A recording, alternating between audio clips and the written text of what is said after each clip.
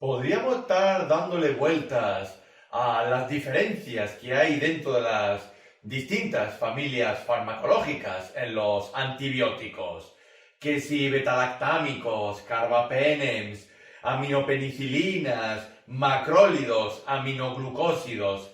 Tantos hay que incluso dentro de una misma familia podemos encontrar diferencias muy significativas. Por ejemplo, tenemos dos familias farmacológicas, los macrólidos y los aminoglucósidos, que muchas veces se suelen confundir, especialmente por los nombres que tienen estos antibióticos. Pero podemos utilizar varias mnemotecnias para recordar las principales diferencias. Quizás la mayor mnemotecnia que conocemos es utilizar la palabra de gentamicina. Todos bien sabemos que la gentamicina es uno de los principales aminoglucósidos. Pero si quitamos la segunda parte de la palabra y nos quedamos con la primera, es decir, con genta, ya tenemos los 5 principales fármacos antibióticos de los aminoglucósidos. La G de gentamicina, la E de streptomicina, la N de neomicina, la T de tobramicina y la A de amicacina, y recordando que la amicacina es la hermana de la canamicina. También tenemos otra mnemotecnia, algo más sencilla, pero más complicada de recordar, y es que todos los macrólidos, la citromicina, la claritromicina, la eritromicina, todos acaban en el mismo conjunto de sílabas. Tromicina, todos. Acitromicina, claritromicina y, por supuesto, la eritromicina. Cosa que, o hecho que en los aminoglucósidos no sucede. Gentamicina, neomicina, tobramicina. Todos acaban en micina, pero no en tromicina. Esa es una de las principales diferencias.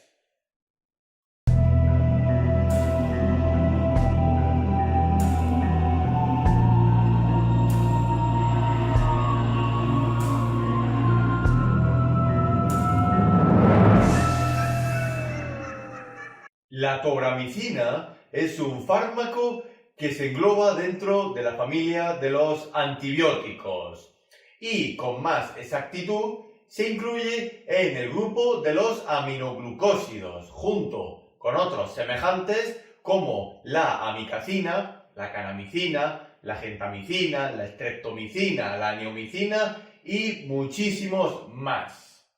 La tobramicina la podemos encontrar en el mercado sanitario y farmacéutico bajo diversos nombres comerciales, pero especialmente la encontramos bajo los nombres de Tobrex y de Tobradex, así como en asociación a otros fármacos distintos, como por ejemplo con los corticosteroides.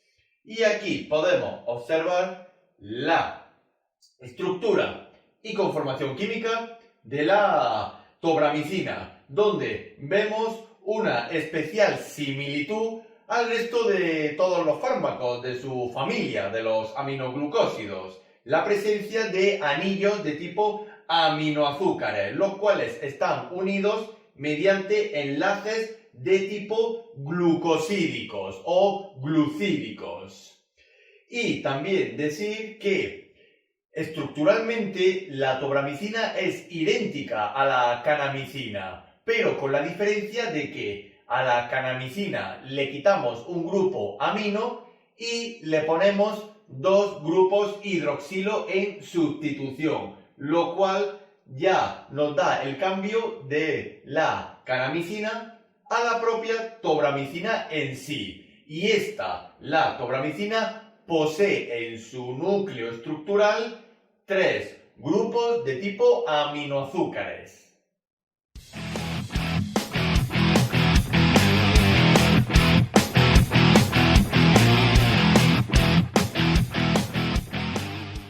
De la misma forma que su familia farmacológica, la tobramicina se utiliza para el tratamiento de infecciones bacterianas que estén causadas por cepas sensibles a la acción de la tobramicina.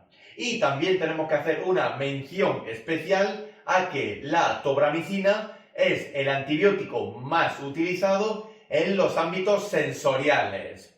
Más en concreto en los ámbitos de oftalmología y de otorrinolaringología, más en el ámbito óptico, ya que la tobramicina se utiliza mucho para el tratamiento de las infecciones del ojo y la córnea, como por ejemplo en las conjuntivitis, y también para ciertas afecciones ópticas, como por ejemplo en las otitis.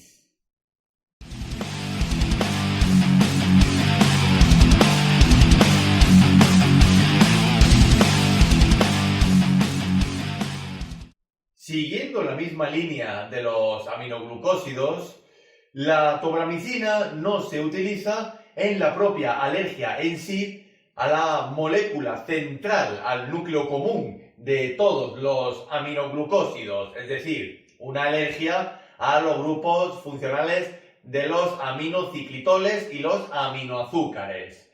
Y tampoco utilizaremos la tobramicina, al igual que la mayoría de los aminoglucósidos, en combinación con fármacos de tipo diuréticos. Y dentro de las precauciones tenemos que saber que la tobramicina se utilizará con mucha cautela en pacientes con Parkinson y con miastenia gravis, por ejemplo en miopatías, ya que la tobramicina, como todos los aminoglucósidos, pueden exacerbar, como veremos más adelante, los efectos de un bloqueo neuromuscular. En pediatría no se dispone de mucha información sobre las dosis recomendadas de la tobramicina, al igual que se utilizará con mucha cautela en la insuficiencia hepática y o renal, es decir, en pacientes con cierto grado de nefropatía y o hepatopatía, en los cuales se requiere un ajuste de dosis. También decir que en pacientes geriátricos en la tercera edad siempre hay que cuidar de nuestros mayores. Todos los aminoglucósidos pueden ser más perjudiciales o tener mayor adversidad si el paciente frágil, el paciente debilitado, el paciente de la tercera edad no está bien hidratado, por lo cual siempre hay que tener al paciente geriátrico, a cualquier paciente de la tercera edad, lo más hidratado posible. Y evidentemente no hay que olvidar que todos los aminoglucósidos, independientemente de cuál sea, la gentamicina, la amicacina, la tobramicina, la estreptomicina o la neomicina, todos comparten un núcleo de adversidad común. Y es que son fármacos nefrotóxicos, ototóxicos y neurotóxicos. A largo plazo y en dosis intensivas y en dosis máximas afectan tanto al sistema nervioso central como al oído, llegando a provocar sordera y también a nivel renal. De ahí muy importante el ajuste de dosis de la tobramicina y de cualquier aminoglucósido. Y por supuesto hay que revisar las interacciones de la tobramicina con el resto de la farmacología existente.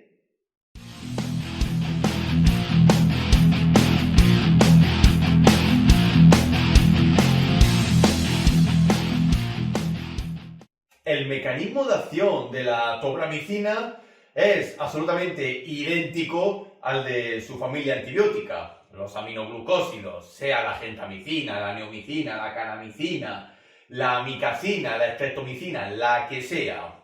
Y es que la tobramicina, como bactericida, inhibe la síntesis proteica, es decir, se acopla a las subunidades 30S, 50S ribosomales del microorganismo patógeno, lo cual que conlleva que la bacteria, el microorganismo patógeno, no sintetiza proteínas esenciales, especialmente para su pared celular, lo cual conlleva a la muerte de la misma. Pero es muy importante también decir que la tobramicina, como todos los aminoglucósidos, no se suelen administrar a un paciente de forma única, es decir, en monoterapia, sino que se combinan con otros antibióticos, con un carácter más marcado dentro del ámbito bactericida.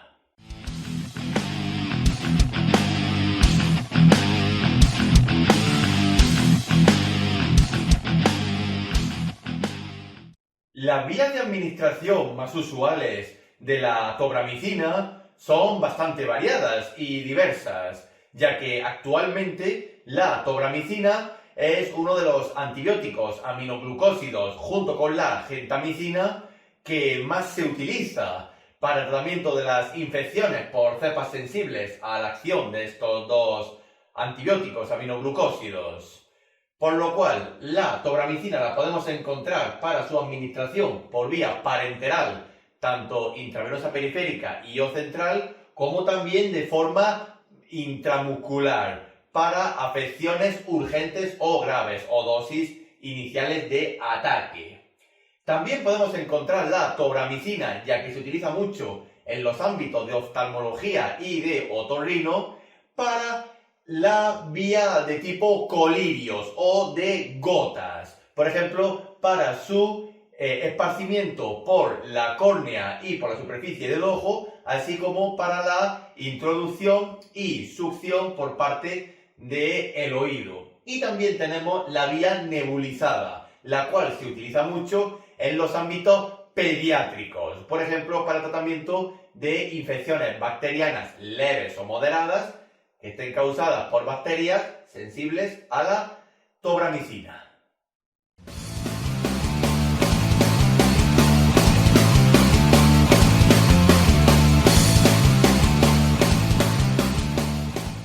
La posología más común de la tobramicina es bastante variada, pero especialmente responde a diversos factores que hay que tener en cuenta antes de la administración de la misma.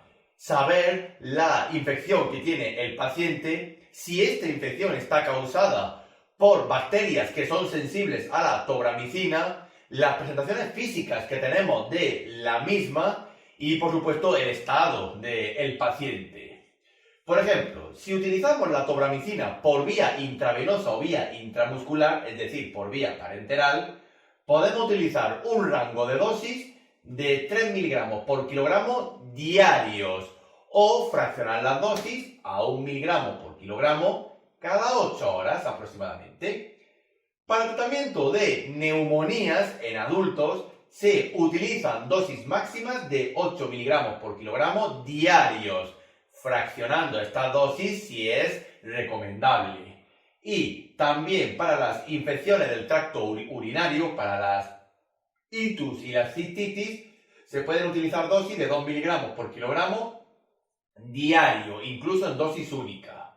Y en pediatría se ha establecido un rango terapéutico eficaz a las dosificaciones de 2 a 2,5 miligramos por kilogramo cada 8 horas. Si utilizamos la tobramicina para el tratamiento de infecciones bacterianas en pacientes que hayan sufrido quemaduras graves, es decir, en gran quemados, utilizaremos la misma dosis de adultos, pero con un rango de tiempo menor, cada 4 o 6 horas, fraccionando las dosis, evidentemente. Que utilizamos la tobramicina por vía inhalatoria, por ejemplo, para la neumonía en un niño pequeño, podemos utilizar de 100 a 300 miligramos cada 12 horas aproximadamente. Y si finalmente utilizamos la tobramicina en los ámbitos oftalmológicos, por ejemplo, para el tratamiento de las conjuntivitis o de otras infecciones en el ojo, podemos utilizar, según la presentación del fármaco de la tobramicina, una gota cada 6 u 8 horas si precisa, o incluso a tiempos menores, cada 4 horas, cada 2 horas, pero usualmente las dosis de tobramicina para la oftalmología suele ser de una gota cada 8 horas.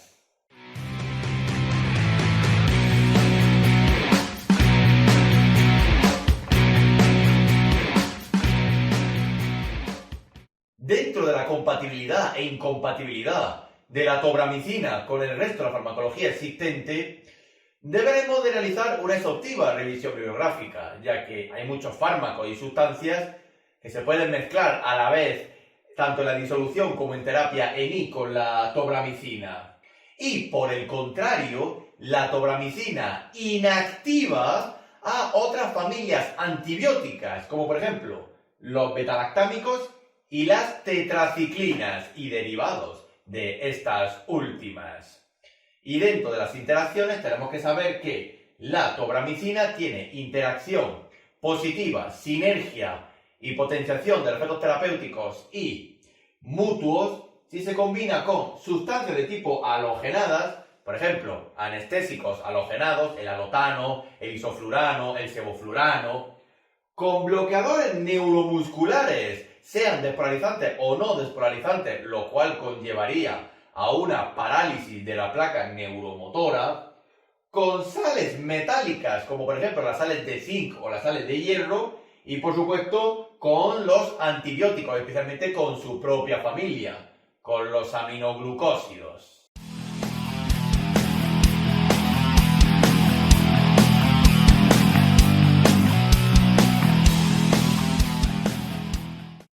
Ya hemos mencionado anteriormente, al principio del vídeo, que la tobramicina, como todos los aminoglucósidos, posee una tríada de adversidad. Pero eso sí, si se utiliza de forma descontrolada, a dosis no recomendadas y en terapias de largo plazo.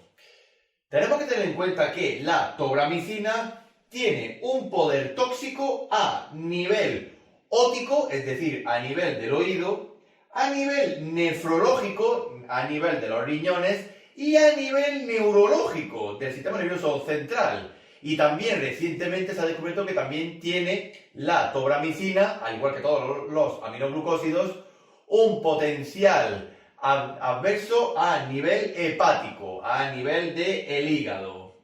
Pero también la tobramicina tiene otros efectos secundarios, no tan graves, por así decir, con respecto a la toxicidad orgánica que puede provocar, pero sí que tienen algo más de presencia y que suelen ser efectos adversos mínimos o leves, como por ejemplo la aparición de dispepsias, diarreas, que ya nos daría una idea de que puede haber un cuadro de colitis pseudomembranosa o una generación de resistencia a la propia tobramicina. Un aumento del bloqueo neuromuscular si se combina con fármacos como por ejemplo bloqueadores neuromusculares o halogenados que intervienen directamente en la relajación o inhibición de la placa neuromotora. También puede provocar edematizaciones y cuadros de flebitis, es decir, inflamación y enrojecimiento en la zona de administración de tipo parenteral. Y también puede provocar pirexia, un aumento de la temperatura corporal, llegando y traspasando los valores de la fiebre. Y dentro del embarazo y la lactancia, la tobramicina tiene categoría D, es decir, es un fármaco que no posee un carácter teratógeno como tal, pero si se utiliza de forma descontrolada y a largo plazo, sí puede generar efectos adversos tanto en la gestante como en el lactante. Y de nuevo, como hemos mencionado hace poco, puede haber problemas ópticos, problemas nefrológicos, neurológicos y o hepáticos, por lo cual, tanto en la gestación como en la lactancia y en el propio lactante, si evitamos la tobramicina, mucho mejor.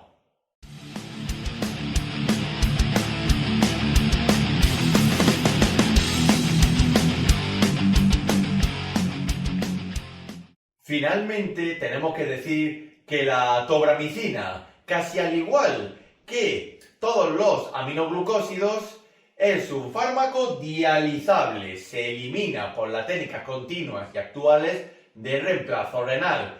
Pero como puede causar problemas renales, es decir, todos los aminoglucósidos tienen un potencial nefrotóxico, se requiere un ajuste de dosis muy intensivo en aquellos pacientes con problemas renales y o hepáticos. Por ejemplo, con un aclaramiento de creatinina de 20 a 40 mililitros por minuto, daremos la dosis habitual, pero cada 18 horas, en vez de cada 12 horas o cada 24 horas.